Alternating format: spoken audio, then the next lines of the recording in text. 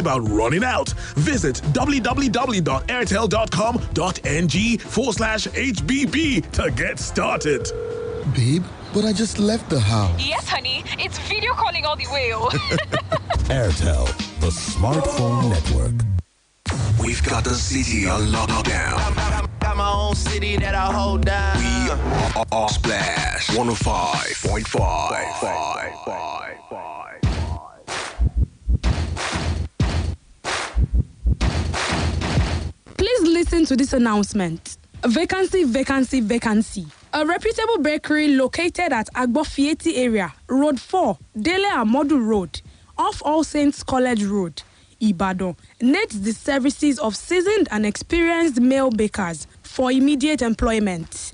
For more inquiries, please call 080-3632-1132, 080-3632-1132, or 080-2318-1531, 080-2318-1531.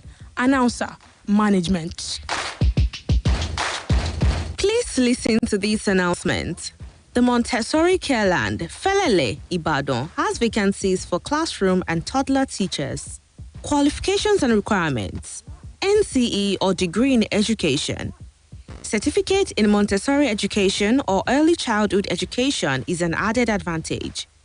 Useful skills: computer literacy, artistic, good command of spoken and written English. Must enjoy working with children and understand how they learn. Toddler class teacher must have experience working with children under 3 years.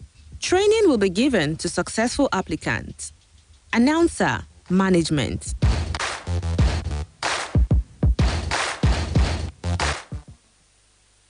Splash FM 105.5. Quick, charge at 240. Hot news, cool vibes, sports, and more on the Integrity Station.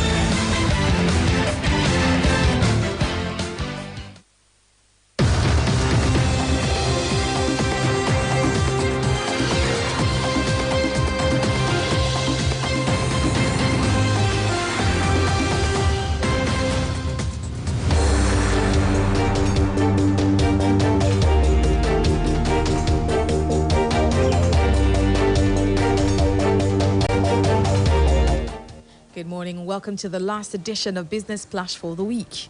In today's package, we have for you stories on Debt Management Office, oil subsidy, manufacturing, agriculture, housing and customs service. I'm Ronke Giwa Onafuwa. First, the headlines.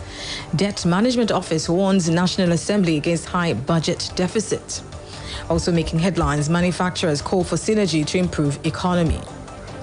Federal government issues certificate sales permit to fertilizer deals. World Bank declares readiness to help Nigeria phase out subsidies. Those are the headlines. Now the news in detail.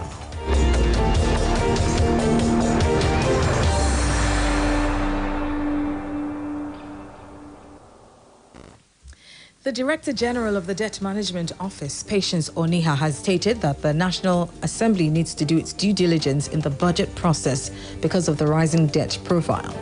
Oniha made the call while appearing before the House of Representatives Committee on Finance. Oniha lamented the rising budget deficit, which has forced the government to resort to borrowing, adding that the debt profile of Nigeria is over 41.6 trillion naira.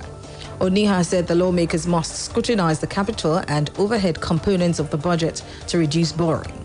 It will be recalled that the federal government is proposing to borrow 11 trillion naira to fund the 2023 budget. The Controller General of the Nigeria Customs Service, Colonel Hamid Ali, has questioned the figures for the daily consumptions of premium motor spirit, popularly known as petrol. According to Colonel Ali, if the Nigerian National Petroleum Corporation puts daily consumption of PMS at 60 million litres, then why does it allow 98 million litres to be lifted daily from the depots?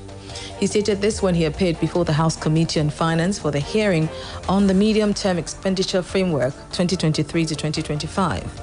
The customs boss also dismissed claims that smuggling of PMS contributes to the huge amounts being paid for subsidy. The smuggling of petroleum. I have always argued this with NNPC. If we are consuming 60 million liters per day by their own computation, why in the world will you allow a liftment of petroleum product of 98 million million liters per day?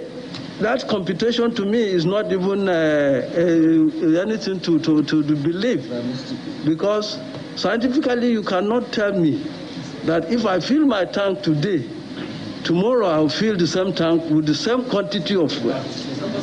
And if I'm running a petrol station today, if I go to Mina Depot and lift petrol, and I'm taking it to Kaduna, I may reach Kaduna in the evening, offload that petrol in that evening. There's no way I could have sold that petrol for you to account that has been expended. So how do we get to 60 million every day?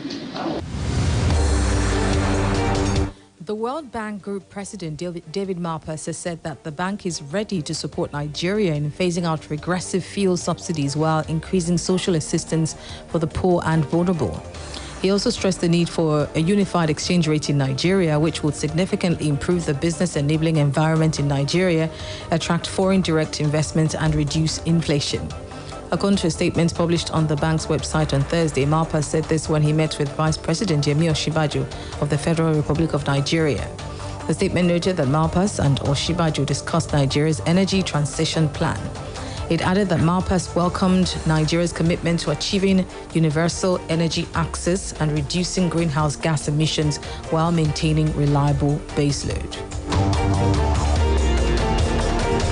The Nigerian Institute of Town Planners said the increase in the cases of building collapse in the country was as a result of the federal government's failure to plan properly.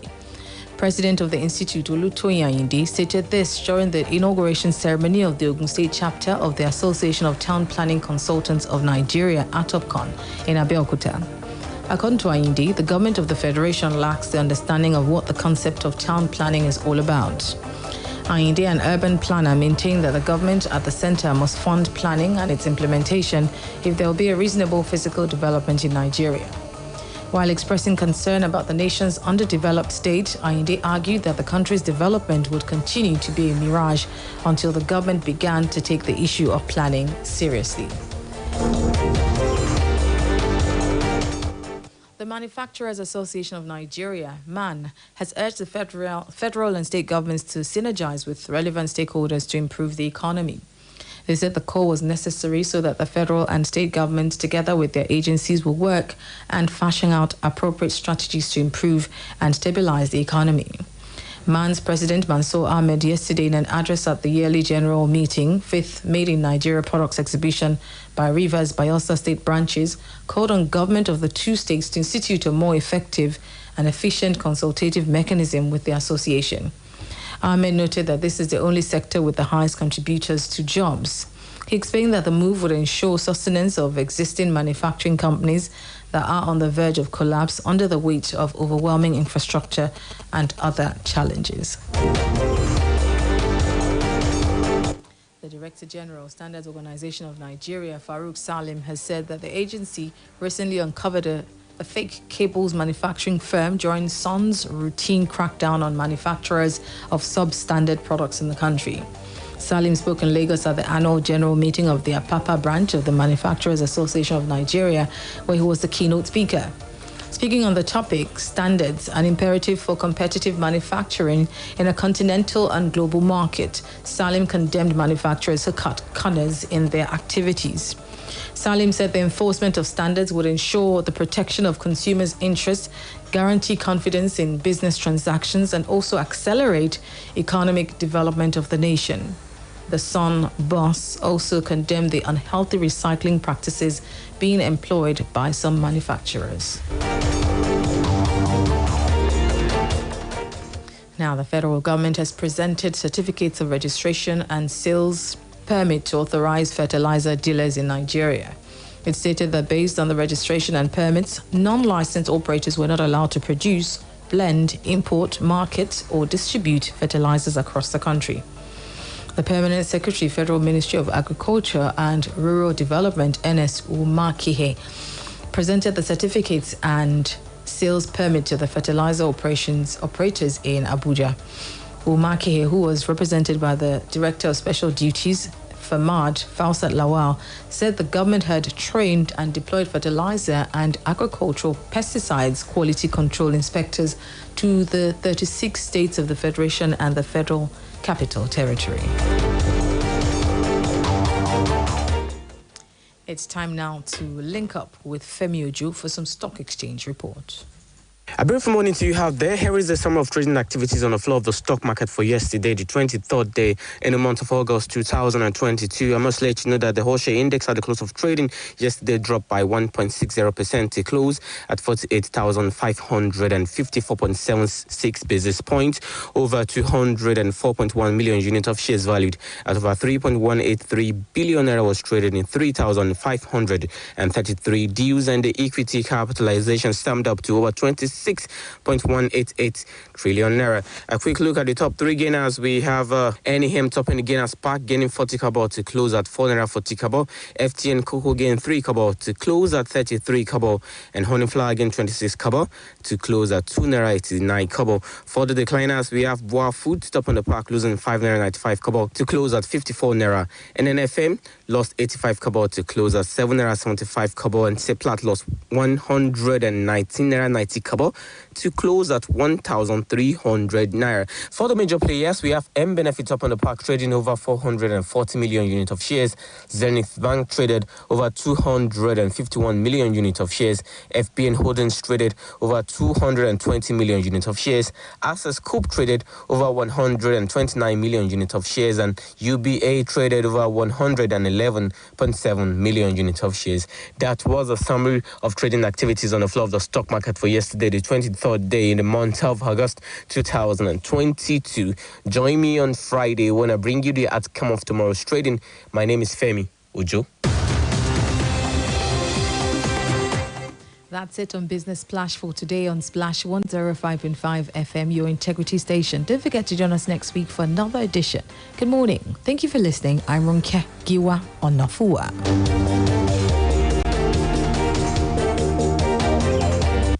Charge at 240. Hot news, cool vibes, sports, and more on the Integrity Station.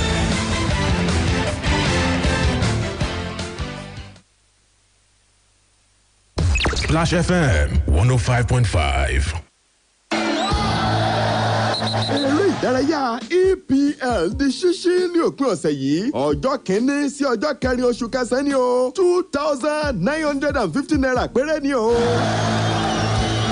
Bẹ́ẹ̀ni, òpin ọ̀sẹ̀ ti lárinrin mèrègèdè fún ọ pẹ̀lú àwọn ìkànnì eré ìdárayá tó ṣí sílẹ̀ fún ìgbádùn rẹ nínú gbogbo ìṣètò orí DSTV Yanga Package. Jẹ̀gbáládùn ìfẹsẹ̀wọnsẹ̀ English Premiership pẹ̀lú àwọn àlékún ìdíje eré ìdárayá míì lópin ọ̀sẹ̀ yìí. Iná àràǹbarà kọ́kọ́ gòkè lálá ní Old Trafford níbi Manchester United ó ṣe tẹ̀síwájú láti forí gbárí pẹ̀lú ikọ̀ Mikel Arteta. Èyí ni ikọ̀ Arsenal gẹ́gẹ́ bí ikọ̀ Gunners pàápàá ṣe ń retí láti tẹ̀síwájú bẹ̀rẹ̀ dáadáa wọ sáà ìdíje EPL season láti Thursday ọjọ́ kẹ́ni oṣù kẹsàn-án títí wọ Sunday ọjọ́ kẹrin oṣù kẹsàn-án. À ń mú dá ọ lójú pé mèmè kan ò ní ọ́mì nínú jíjẹ̀gbádùn àwọn ìdíje bọ́ọ̀lù aláfẹsẹ̀gbá Premier League tó ẹ̀rẹ̀ǹtẹ̀ pẹ̀lú owó ṣépéné 2,950 naira pẹ̀lú DSTV Open Weekend. Thursday September 1 láago 9 alẹ́ ní Leicester City a máa kojú Man United. Ọjọ́ Sátidé ọjọ́ kẹta oṣù kẹsàn-án láago kan àbọ̀ ọ̀sán ní Everton agbépẹ́rẹ́gì kaná pẹ̀lú Liverpool. Bó bá da aago mẹ́rin Tottenham á kọjú sí Fulham. Láago mẹ́fà àbọ̀ ìrọ̀lẹ́ Aston Villa àti Man City ní ọjọ́ wàákò. Bó bá dẹjọ́ Sunday ọjọ́ kẹrin oṣù kẹsàn-án láago mẹ́ta ọ̀sán Chelsea á wọ ṣòkòtò kaná pẹ̀lú West Ham. Man United láago márùn-ún àbọ̀ ìrọ̀lẹ́ pẹ̀lú Arsenal. Gbogbo àwọn ìdíje wọ̀nyí